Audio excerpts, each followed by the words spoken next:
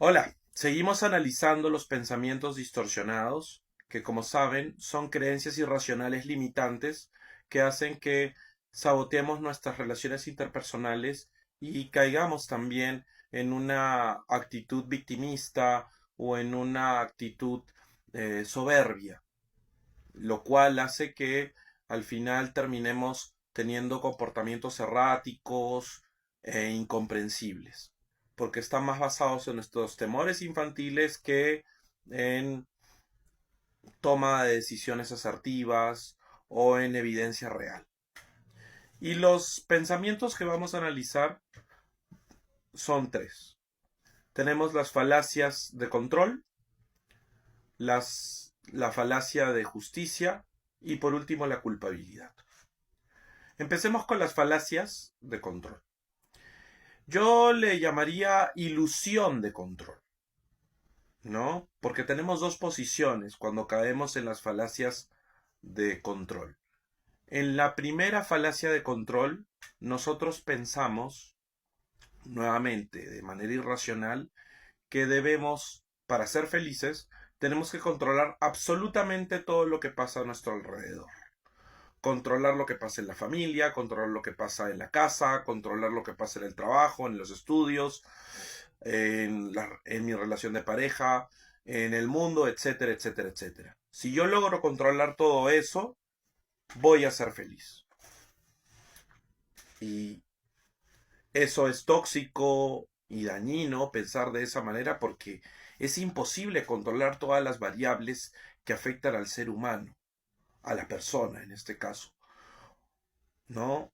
Y si intentamos tener esa actitud de querer controlar todo, vamos a terminar frustrados, molestos, resentidos, porque mmm, no podemos simplemente. No somos todopoderosos. Sin embargo, también hay otra falacia de control llamada que se va al extremo, que es pensar erróneamente que no tengo el control de absolutamente nada y que soy una víctima del destino y que no tengo el suficiente libre albedrío como para elegir cómo comportarme. Y pues ahí vienen los temas de victimizarse, sobrepensar las cosas, mm, tomar una actitud pasiva frente a los problemas. En vez de proponer soluciones, propongo quejas, quejas, quejas, quejas. Y yo no digo que no esté mal, que esté mal, o sea, que te quejes porque tienes el derecho de estar molesto por algo, pero eventualmente tú tienes que buscar una solución a los problemas que te aquejan. Por ejemplo, si por un motivo ajeno a ti perdiste tus tarjetas de crédito, perdiste eh, el control de tus emociones en la relación de pareja en ese momento, pues no quiere decir de que tengas que adoptar este rol de víctima y sentirte mal todo el tiempo. Uno tiene que empezar a lucharla, ¿no? Y darse cuenta que no podemos entrar ni a un extremo ni al otro.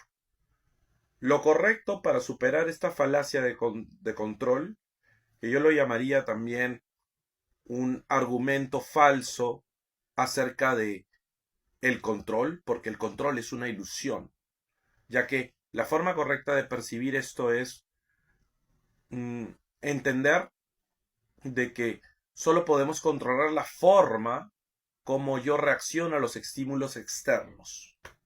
Bien, yo decido si ese día quiero lamentarme o quiero ser más proactivo o decido ser más precavido, pero eh, no me pueden quitar esa capacidad de elección, ¿correcto?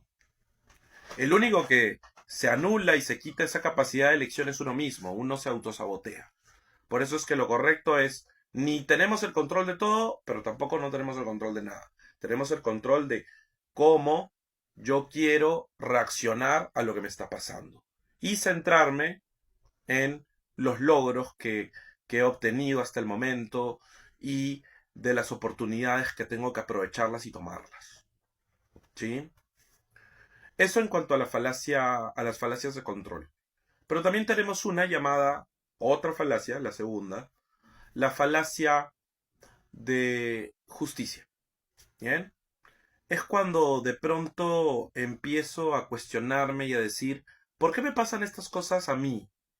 Si yo soy una persona buena, esto es injusto o es deplorable, terrible de que la otra persona sí le vaya bien y a mí, siendo la persona que es, entre comillas, y a mí me vaya mal, ¿no?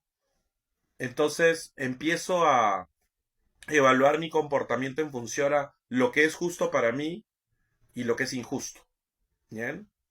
Y ahí está el error, porque no necesariamente lo que es justo para ti va a ser justo para la otra persona y viceversa.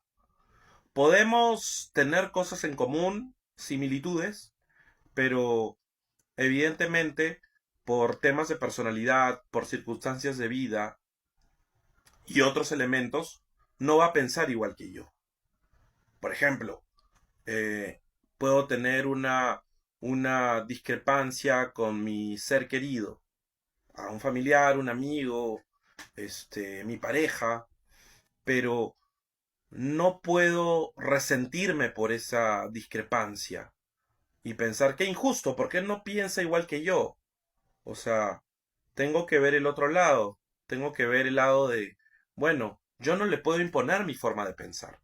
Le dejo en claro mi forma de pensar, pero valoro, valido su opinión porque tiene derecho a tenerla, no la comparto, pero este, podemos llegar a un consenso si es que yo no me cierro. Porque ese es el problema de la falacia de justicia.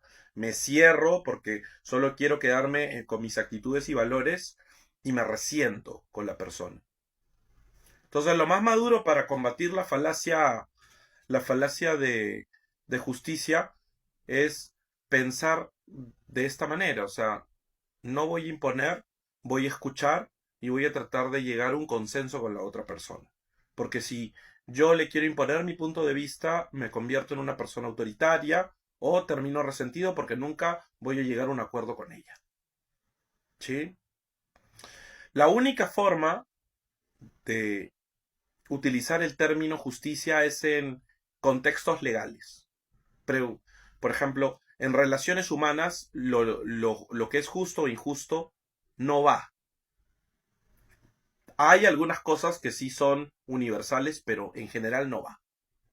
Bien, en realidad el concepto de justicia debe ser aplicado solo para temas legales, porque hay una normativa que te protege al respecto. ¿Sí? De esa manera me siento más liviano, más ligero para poder dialogar. Y el último pensamiento distorsionado, que es muy parecido al que vimos anteriormente, que es el de personalización, es el de la culpabilidad. Es cuando yo me echo culpas a mí mismo por los errores que he cometido o le echo la culpa a las otras personas. Pero ciertamente vuelvo a adoptar este rol de víctima. Ya se han dado cuenta entonces que estos pensamientos distorsionados son como primos hermanos, uno te lleva a otro. Bien, entonces hay que detectarlos para reemplazarlos por algo mucho más racional. Bien, entonces, nuevamente, está bien sentirse mal, bien, pero también tengo la obligación moral y por autoestima de dejar a un lado la culpabilidad y transformarla en responsabilidad. ¿Qué hago al respecto? Porque la culpabilidad lo único que hace es bloquearnos y no buscamos soluciones. Entonces, podemos decir que estos tres pensamientos distorsionados tienen algo en común, que nos llevan a tomar esa actitud pasiva y a no buscar alternativas para salir de ese hoyo que nos hemos metido. ¿Sí? Reemplacemos la culpa, reemplacemos la justicia, reemplacemos el control por palabras y acciones mucho más asertivas. Diálogo, perdón, consenso. Muchas gracias por su atención y recuerden, sigan cuidando lo más importante, su salud mental.